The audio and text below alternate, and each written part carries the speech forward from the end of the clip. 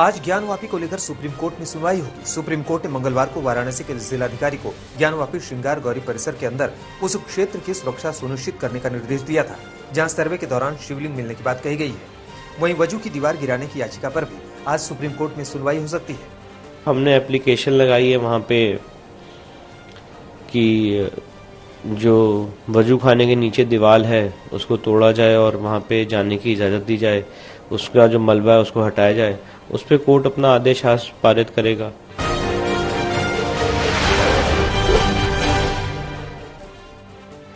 आज सर्वे कमिश्नर विशाल सिंह की अगुवाई में टीम अपनी रिपोर्ट कोर्ट के सामने पेश करेगी। इस रिपोर्ट से साफ होगा कि मस्जिद के वजूखाने में शिवलिंग मिला या फव्वारा। इसके साथ ही इस रिपोर्ट से साफ हो जाएगा कि मस्जिद में सर्वे का काम आगे भी जारी रखना है या विवाद खत्म होता है। इस बीच सर्वे की रिपोर्ट के लिए 2 दिन का और वक्त देते हुए सिविल कोर्ट ने एडवोकेट कमिश्नर अजय कुमार मिश्रा को हटा दिया।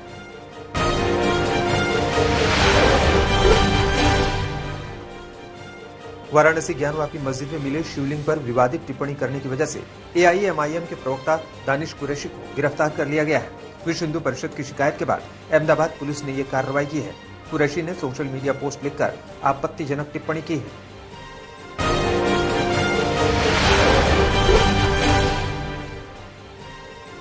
दिल्ली में बुलडोजर अभियान का विरोध कर रहे कल्याणपुरी से आप विधायक कुलदीप कुमार को दिल्ली पुलिस ने हिरासत में लिया है। MCD की टीम बुधवार को कल्याणपुरी में अवैध अतिक्रमण हटाओ अभियान चला रही थी, जिसमें 4 घरों पर बुलडोजर चलाया गया। इस दौरान आप विधायक अपने समर्थकों के साथ वहां पहुंच गए।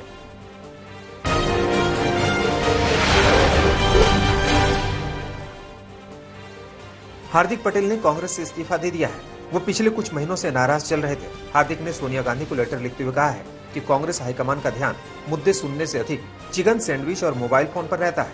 15 दिन पहले राहुल गांधी की हार्दिक पटेल से बात भी हुई थी। गुजरात में नवंबर-दिसंबर में विधानसभा का चुनाव होना है। हार्दिक पटेल के बीजेपी में शामिल होने की अटकलें तेज हो गई हैं। अब रातों रात क्या हुआ?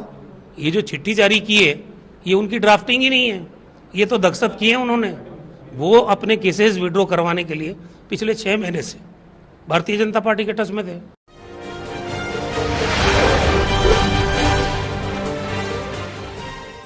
दिल्ली के उपराज्यपाल अनिल बैजल ने इस्तीफा दे दिया है। राष्ट्रपति को भेजे पत्र में उन्होंने इस्तीफे की वजह निजी बताई है। बैजल को नजीब जंग की जगह 2016 में उपराज्यपाल बनाया गया था। दिल्ली के मुख्यमंत्री अरविंद केजरीवाल और बैजल के बीच कई बार फैसलों को लेकर टकराव देखा गया।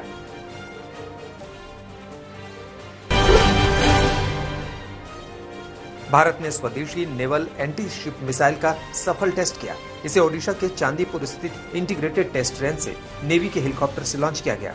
ये टेस्ट भारतीय नौसेना और रक्षा अनुसंधान और DRDO ने मिलकर किया है। ये पहला air launch anti ship missile system है जिसे भारतीय नौसेना ने विकसित किया है। इस टेस्ट में मिसाइल ने सभी टारगेट पूरे किए।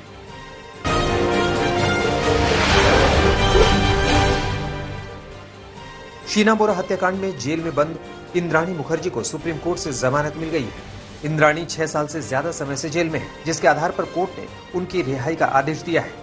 इससे पहले इंद्राणी मुखर्जी को बॉम्बे हाईकोर्ट से जमानत नहीं मिल सकी थी। इंद्राणी मुखर्जी साल 2015 में गिरफ्तार हुई थी। वो मुंबई की बायकुलम महिला कारागार में बंद है।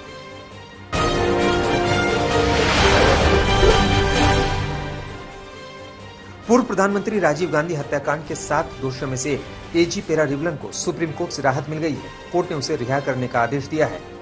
पेरारिवलन पिछले 31 सालों से जेल में बंद था। पेरारिवलन समेत 7 दोषियों को आजीवन कारावास की सजा मिली थी। इस मामले में संथन, मुरुगन, नलिनी, रॉबर्ट पायस, जय कुमार और रविचंद्रन जेल में सजा काट रहे हैं।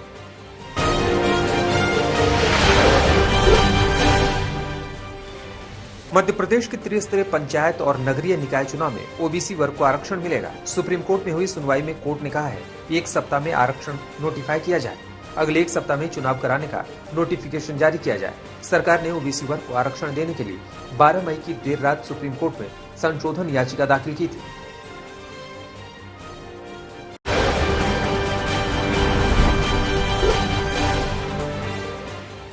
असम में बाढ़ का कहर जारी है। करीब 5 लाख लोग बाढ़ की चपेट में हैं। असम के 33 में से 26 जिलों में पानी का प्रकोप देखा जा रहा है। यहां दीमा हसाओ जिले का एक रेलवे स्टेशन तो पहाड़ों से गिरे मलबे की चपेट में आ गया है। हाफलोंग रेलवे स्टेशन पर खड़ी ट्रेन बाढ़, लैंडस्लाइड और पानी का प्रहार नहीं सह सकी और पूरी ट्रेन ही पलट गई, जिसके बाद से ट्रेन के आसपास मलबा हटाया जा रहा है, जिससे ट्रेन फिर से पटरी पर दौड़ने के लायक हो सके। ये रेलवे स्टेशन असम के सबसे खूबसूरत स्टेशन में शामिल है। पहाड़ों से घिरा ये खूबसूरत स्टेशन लैंडस्लाइड की चपेट में आने से बर्बाद हो गया।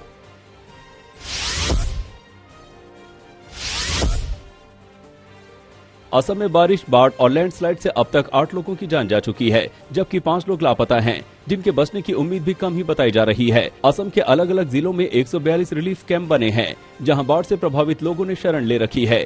निचले इलाकों में पानी भरने से लोग अपने घरों को छोड़कर सुरक्षित ठिकानों की ओर लगातार पलायन कर रहे हैं। एनडीआरएफ गाँव और गलियों तक बोट के जरिए बाढ़ में फंसे लोगों को सुरक्षित निकाल रही है। इस तस्वीर को देखिए, जहाँ बाढ़ में फंसा एक शख्स काफी दूर तक तैरकर वापस आ गया।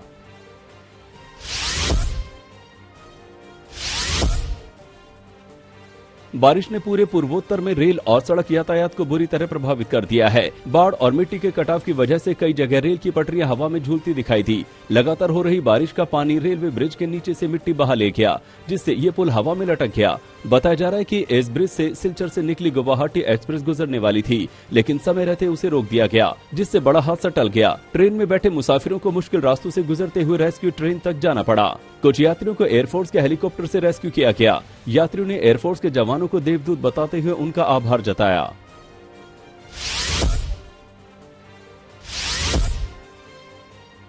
असम की तरह मेघालय और अरुणाचल प्रदेश में बारिश का कहर देखा जा रहा है। अरुणाचल प्रदेश की राजधानी ईटानगर में अचानक पहाड़ दरकने से कई लोगों की जान पर बनाई। पहाड़ का एक बड़ा हिस्सा दरका और रोड पर आ गिरा। उस वक्त मौके पर रुकी गाड़ियों ने तुरंत आगे पीछे होकर जान बचाई। एक पल की देरी उन्हें मौत के मुंह में धकेल सकती थी। ये लैंडस्लाइड ईटानगर और जायरो के बीच की सड़क पर हुआ। इस हादसे के बाद से कई घंटे के लिए रास्ता जाम रहा।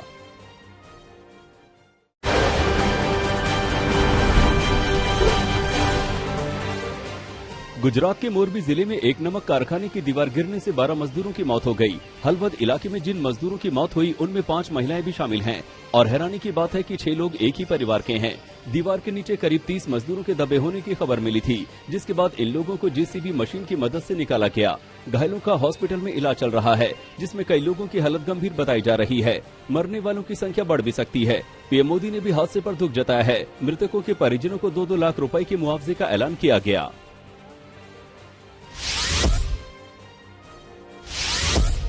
वैष्णो देवी की पहाड़ियों में आग का तांडव जारी है। रियासी वन विभाग लगातार आग पर काबू पाने की कोशिश में जुटा है, लेकिन पिछले 5 दिनों से श्री माता वैष्णो देवी श्राइन बोर्ड के जंगल आग से सुलग रहे हैं। श्राइन बोर्ड के अधिकारी भी आग पर काबू पाने में नाकाम रहे हैं। वैष्णो देवी के रास्ते हिमकोटी के पास भी आग लगी थी, जिसके बाद से बैटरी कार मार्ग को पूरी तरह बंद कर दिया गया, जिससे श्रद्धालुओं को किसी तरह की परेशानी न हो। बताया जा रहा है कि गर्मियों में हर साल जंगलों में आग लग जाती है, लेकिन इस बार 5 दिन से आग लगी है और फिलहाल आग पर पूरी तरह काबू नहीं पाया जा सका है। आग से लाखों की खनिज संपदा जलकर खाक हो चुकी है।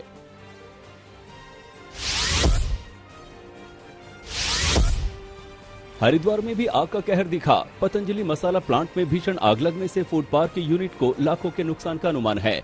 बताया जा रहा है कि पतंजलि फूड पार्क की मसाला यूनिट में आग लगी थी, जिसने पलक झपकते ही पूरी यूनिट को अपने आगोश में ले लिया।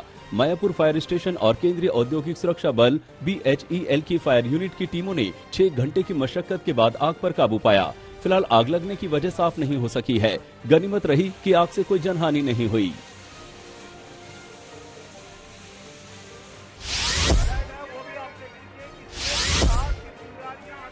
हरियाणा के करनाल में भी एक बैंक्वेट हॉल में आग लग गई। पंडाल में लगी आग पर काबू पाने के लिए फायर ब्रिगेड की टीम को घंटों मशक्कत करनी पड़ी। गनीमत रही कि जिस वक्त पंडाल में आग लगी उस वक्त कोई कार्यक्रम नहीं चल रहा था। आग से लाखों रुपए के नुकसान की आशंका जताई जा रही है। फिलहाल आग लगने की वजह नहीं पता चल सकी है, लेकिन माना जा रहा है कि आग शॉर्ट सर्किट की वजह से लगी होगी।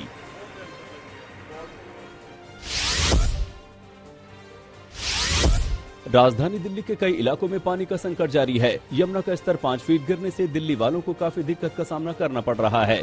कई जगह तो यमुना नदी बिल्कुल सूख चुकी है। दिल्ली जल बोर्ड के मुताबिक पहले वजीराबाद बैराज में 674.50 फीट तक पानी रहता था, लेकिन अब ये जल स्तर 669.40 फुट तक घट गया है।